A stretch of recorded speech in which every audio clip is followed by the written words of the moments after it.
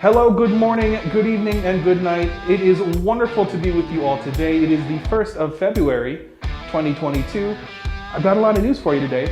Everything from electric motors being designed by Koenigsegg. This thing is incredible. You're gonna love to see this. Battery recycling done by a former Tesla executive. And then a wonderful new little Lego toy. If you guys are into Legos, you're gonna wanna stick around all today on Daily Car News.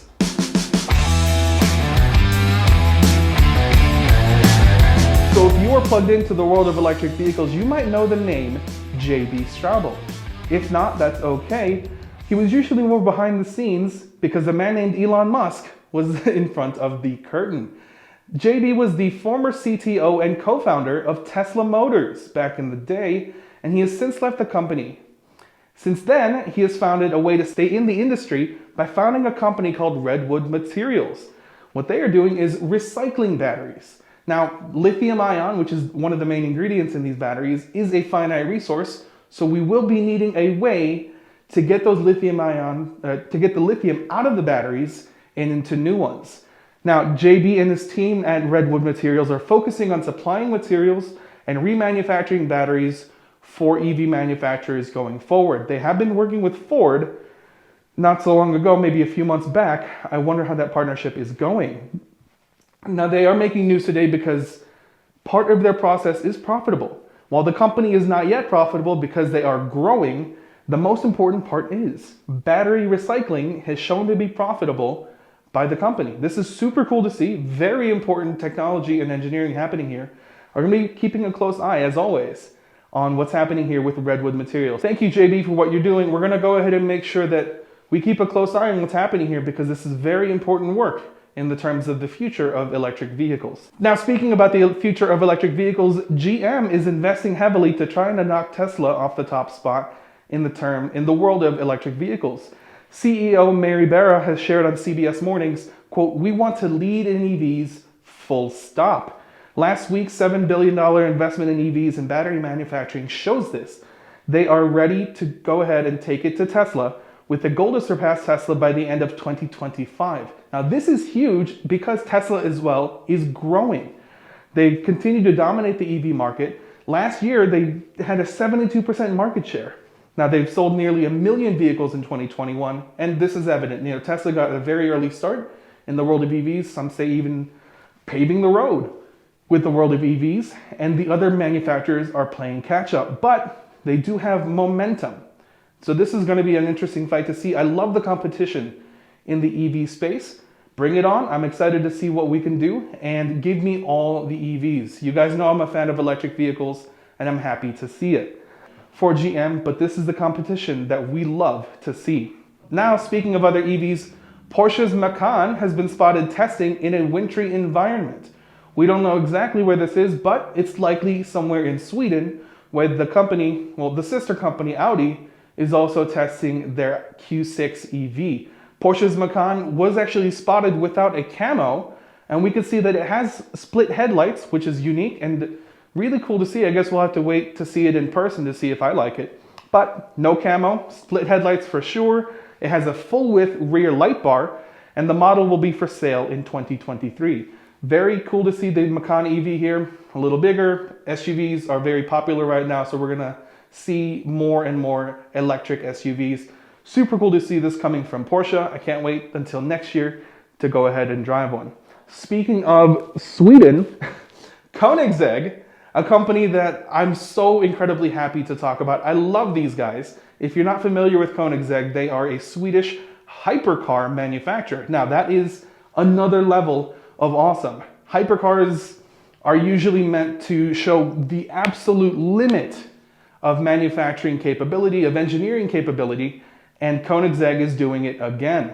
They have just released their new Quark motor and Terrier drive unit. Now, this thing is incredible. Let me grab something to show you the kind of scale we're talking about here.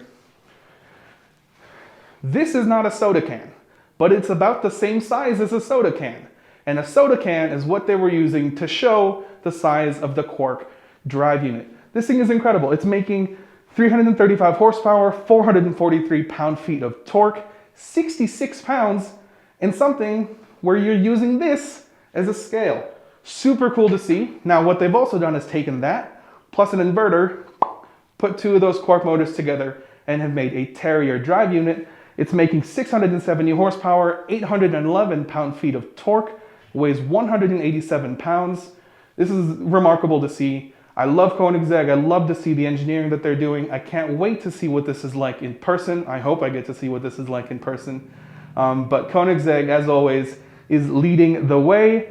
More down below on what those guys are doing. Now, if you're familiar with Rivian, you know that they are one of the hottest names in the EV market right now. The R1T, their pickup, has just been released with the drive modes. We know what to expect with this car now. We're gonna go ahead and link some of the video down below. Maybe we can get it playing, but they have released the 6 different drive modes that you can use with the Rivian R1T, and I'm assuming the Rivian R1S as well. First, we have Sport Mode, Off-Road Drift, All-Purpose Mode, which you would use every single day, an Off-Road Auto, Off-Road Rock Crawl, Off-Road Rally, and then they have 2 other modes, Conserve and Towing. So if you have low battery or if you're going to tow something, you have 2 other modes. So this is super cool to see.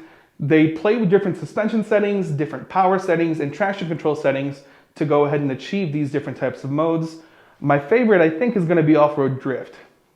That sounds like a lot of fun to me. Super cool to see. Again, the R1T is a quad motor powertrain with 835 horsepower.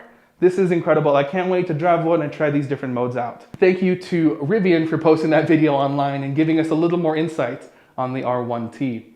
Next, the Mercedes EQS is a little less than stellar in the Moose test. Now, if you're unfamiliar with the Moose test, it is something I am a big fan of. Basically, you're going down at 50 miles an hour, you turn left, you turn right. That's it. It's as if you're avoiding a moose because you don't want to hit one of those things. 50 miles an hour, left into the next lane, right into the year previous. This thing is one of my favorite tests in the entire car industry because it's so unique, right? Now, KM77 is a Spanish outlet that regularly performs the Moose test, and according to them, the EQS was a little less than stellar. It was only able to complete it at 45 miles an hour, which is generally a poor result from the other cars in the category. Rear wheel steering did help the EQS in the test, but at 49 miles an hour, only 4 miles an hour faster, it did understeer into the next lane, and the driver wasn't able to complete the test well.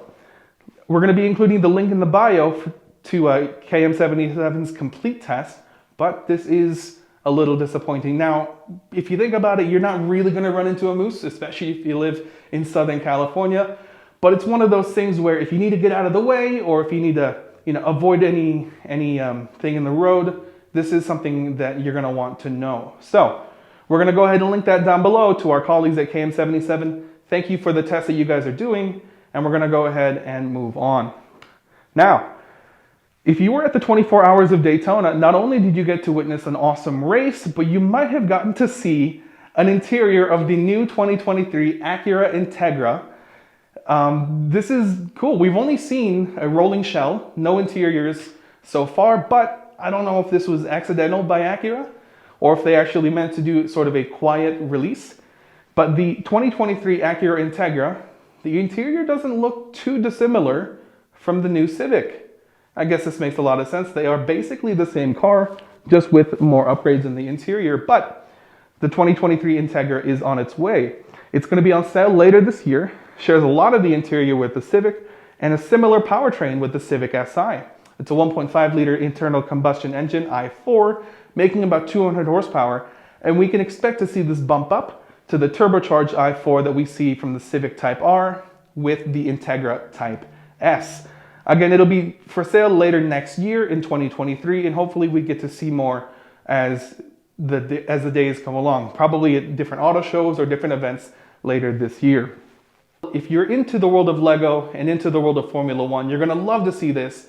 Lewis Hamilton, Mercedes-Benz F1 team, and the Mercedes Project One are all together in a 2-for-1 package. I think it's on sale for $29.99, and this is just super fun to see. Growing up, we all loved Legos, and now we get to have the GOAT in in our play set, I guess, if you'd like, with the new Lego set. It has a Formula One car, the new Project One, and of course a little mini Lewis Hamilton. Thank you so much for joining us today. My socials are down below, at Garrett Fasalvo everywhere. If you want to connect with me on Twitter, if you want to say hi on Instagram. Thank you so much again, and we will see you tomorrow on Daily Car News.